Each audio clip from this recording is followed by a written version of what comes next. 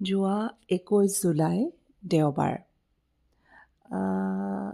দুপৰীয়া এখন taxi book কৰি আগে কেতিয়াও নোযোৱা এডোখৰ ঠাইলৈ লগত মাক লৈ পেলাই ৰাওনা হ'লোঁ।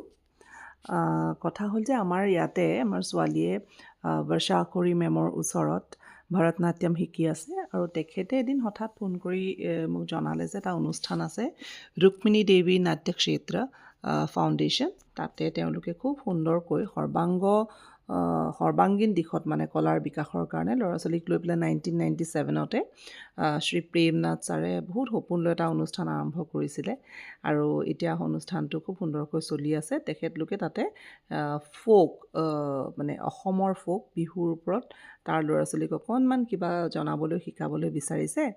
গতিকে বৰ্ষা মেমে ক'লে যে মই দুদিনৰ কাৰণে গৈ পেলাই যি অলপ পাৰোঁ শিকাব পাৰিম নেকি। এতিয়া কথা হ'ল বিহুটো বাৰু খুবেই ভাল পাওঁ, কায় মনোবাক্যে বিহু ভাল পাওঁ, কিন্তু লোকক শিকোৱাৰ কথাটো যেতিয়া আহি যায় তেতিয়া অকণমান চিন্তা কৰি চাবলগীয়া হয়। তথাপিও ভাবিলোঁ ইমান হেঁপাহেৰে তেওঁলোকে ভাৰতবৰ্ষৰ বিভিন্ন ঠাইৰ লোকনৃত্যৰ থকা স্বত্বেও অসমক বাছি লৈছে। গতিকে নিজৰ যি সীমিত জ্ঞান আছে তাৰেই বৰ হেঁপাহেৰে আগবাঢ়ি গ'লোঁ যে ঠিক আছে আমি যিখিনি জানো তাকেই আমি জনাম। আৰু সেই উদ্দেশ্যেৰে গৈ পালোঁগৈ এখন খুব মৰম লগা খুব ধুনীয়া মানে তাত ভৰি দিয়ে সকলোফালে চুকে কোণে মানে খুব ধুনীয়া কলাসন্মতভাৱে সজাই থোৱা এটা অনুষ্ঠান ৰুক্মিণী দেৱী নাট্যক্ষেত্ৰ ফাউণ্ডেশ্যন। তাত গৈ পেলাই আচলতে মই শিকাবলৈ মাতিছিল, মই কি শিকাব পাৰিলোঁ নাজানো, কিন্তু মই নিজে খুব কিছুমান ভাল লগা কথা শিকি আহিলোঁ তাত।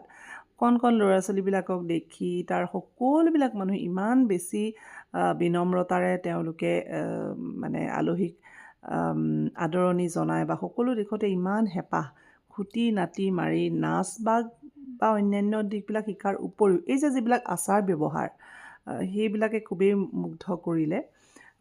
দুটা দিন ভাগ কৰি ল'লোঁ। এটা দিন থিয়ৰী মানে ভাবিলোঁ যে বিহু বুলি ক'লেই আমাৰ দেখা যায় যে আনকি আজিকালি আমাৰ ল'ৰা ছোৱালীবিলাকেও কেৱল বিহু নাচকেই বুজে। গতিকে থুলমূলকৈ এটা আভাস দিবলৈ চেষ্টা কৰিলোঁ প্ৰথমতে যে বিহু মানে যে কেৱল বিহু নাচ নহয়, ই আমাৰ অসমীয়াৰ জাতীয় উৎসৱ। আৰু কিয়নো জাতীয় উৎসৱ বুলি কোৱা হয় আৰু আমি কেনেধৰণে তিনিটা বিহু পালন কৰোঁ, কি কি ৰীতি নীতি পৰম্পৰা জড়িত হৈ আছে, তাৰপাছত বিহু নাচিবলৈ হ'লে বিহুৰ বাদ্যযন্ত্ৰ, বিহুৰ নৃত্য ভংগীমাই সকলোবিলাক কেনেধৰণে প্ৰকৃতিৰ লগত বান্ধ খাই আছে ভাবিলোঁ তাকেই অকণমান ছাত্ৰ ছাত্ৰীসকলক বুজাই কৈ ল'লে তেওঁলোকে হয়তো নাচ শিকিবলৈ অকণমান সুবিধা হ'ব। সেই উদ্দেশ্যেৰে যি পাৰোঁ আৰু আমাৰ ইয়াত চেন্নাইত যি উপলব্ধ আছে তাৰেই আগবাঢ়ি গ'লোঁ। এইখিনিতে ধন্যবাদ জনাব লাগিব অসম এছ'চিয়েশ্যন চেন্নাই। অসম এছ'চিয়েশ্যন চেন্নাইৰ পৰা বিহুৰ যিবিলাক বাদ্যযন্ত্ৰ সেইবিলাক আচলতে এটা খুব আমি সকলোকে ইয়াৰ দ্বাৰাই জনাই থওঁ চেন্নাইবাসীসকলক যে এইবিলাক আমাৰ ভাড়াত দিয়া হয়, যদি কাৰোবাৰ প্ৰয়োজন হয় আপোনালোকে ল'ব পাৰে। গতিকে সেইদৰে বাদ্যযন্ত্ৰ কেইপদো বাদ্য যি আছিলে আৰু বিহুৰ ঢোল, টকা, তাল, গগনা ইত্যাদি লৈ পেলাই গ'লোঁ। প্ৰথমতে ভাবিছিলোঁ যে ইমানখিনি কথা যদি কৈ থাকোঁ তেওঁলোকে বাৰু আমনি পাব নেকি। লগত কিছুমান ফটো লৈ গ'লোঁ, ফটোসহ বুজাই ক'লোঁ, কিন্তু লাগি চাই শুনিলে আমনি পোৱাটো বাদেই প্ৰতিটো বস্তুৰ নাম মোৰ লগত কৈ মানে শুদ্ধ উচ্চাৰণ হৈছেনে নিজেই ক্ৰছ চেক কৰিলে তেওঁলোকে। খুব ভাল পালে। প্ৰথমতে আমাৰ কাপোৰ সাজ যি পিন্ধি গৈছিলোঁ খুব ভাল পালে, প্ৰশংসা কৰিলে। ঠিক তেনেদৰে প্ৰথম দিনাৰ থিয়ৰী ক্লাছ খুব সুন্দৰকৈ আগবাঢ়ি গ'ল আৰু তাৰ লগে লগে আমি কি ধৰণেনো প্ৰধানতঃ হাত আৰু ভৰিৰ চালনা কৰা হয় বিহু নৃত্যত অকণমান বুজাই থৈ আহিলোঁ। তাৰপিছত খুব ভাল লগা কথা, আমাৰ সৌভাগ্য যে ইয়াত আমাৰ লগত এজন খুব পাকৈত বিহুৱা আমাৰ দেৱজিৎ গগৈ আছে। ঢোল, পেঁপা, গগনা, বাঁহী গোটেইকেইটা বাদ্যই বজাব জানে। গৈ পেলাই আহি পাই পেলাই এটা ফোন কৰি ৰিকুৱেষ্ট কৰিলোঁ যে দেৱজিৎ পৰা হ'ব নেকি বাৰু।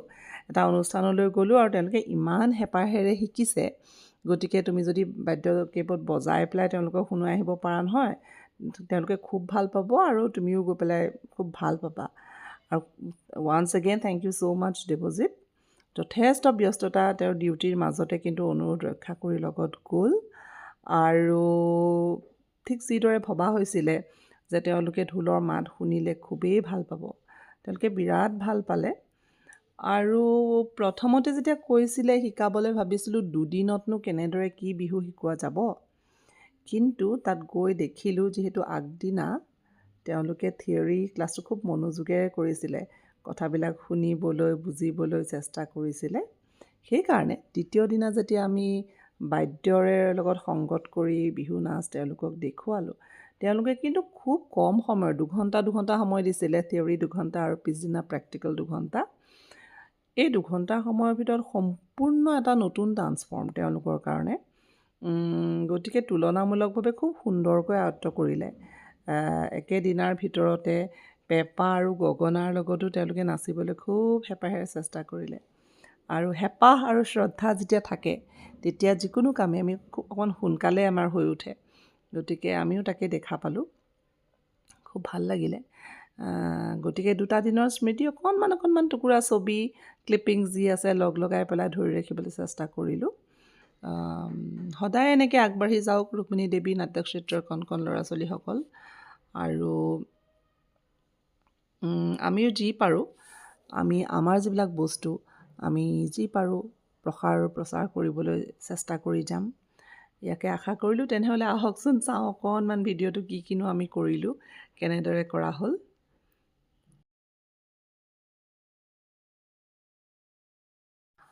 আৰু এইখিনিত এটা খুব ভাল লগা কথা হ'ল যে চেন্নাইত মোৰ লগত আহি পেলাই মা আছিলেহি। সৰুৰে পৰা এনেধৰণৰ সাংস্কৃতিক দিশত আগবাঢ়ি যাবলৈ সদায় সকলো সময়তে মায়ে মানে খুবেই উৎসাহ দি থাকে।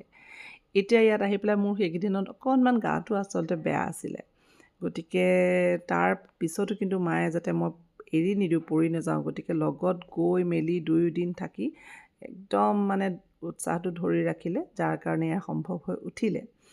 আৰু চবতকৈ ডাঙৰ কথা হৈছে তেখেতসকলে মাক লৈ যোৱাৰ কাৰণে খুবেই আনন্দিত হ'ল। তেখেতসকলে জনাইছে যে মা অহাটো তেওঁলোকৰ অনুষ্ঠানটোৰ কাৰণে আশীৰ্বাদ, মানে মাদাৰ্ছ ব্লেছিংছ তেওঁলোকৰ অনুষ্ঠানত ৰৈ গ'ল, সেইকাৰণে তেওঁলোকে ধন্যবাদ জনাইছে। আৰু শেষত অনুষ্ঠানটোলৈ একাঁজলি আশীৰ্বাদ হিচাপে থাকি যাব বুলি মাক খুব তেওঁলোকে অনুৰোধ জনালে যে অকণমান নাচিব লাগে। এতিয়া মায়ে প্ৰথম অৱস্থাত অকণমান লাজ কৰিছিল, যদিও যিহেতু তেওঁলোকে আশীৰ্বাদ হিচাপে নাচিবলৈ কৈছে, গতিকে অকণমান নাচি থৈ গ'ল। আৰু লগতে ময়ো সংগত কৰিলোঁ। Thank you once again Rukmini Devi নাট্যক্ষেত্ৰ, ইমান ছুইট এটা মমেণ্ট, এটা মেমৰিজ মা আৰু মোৰ একেলগে কৰি দিয়াৰ বাবে। এখেতক চাওকচোন, এখেতে আগদিনা মোৰ কাপোৰযোৰ দেখি পিছদিনা দেখুৱাবলৈ লৈ আনিছে। তেখেতে বোলে এবাৰ অসমলৈ গৈছিল আৰু যাওঁতে শুৱালকুছিৰ পৰা এই এনেধৰণৰ এখন ঠিক মুগাৰ বা টচৰৰ নহয়, কিন্তু তেনেধৰণৰ এখন অসমীয়া গছ বুটাৰ তেখেতে এখন শাৰী কিনি লৈ আনিছিলে। আৰু সেই শাৰীখন মানে খুব হেঁপাহেৰে আহি পেলাই আমাক দেখুৱাইছে আৰু যে তেখেতে এখন শাৰী কিনি আনিলে। গতিকে সেইটো এটা খুব ভাল লগা আমাৰ কাৰণে।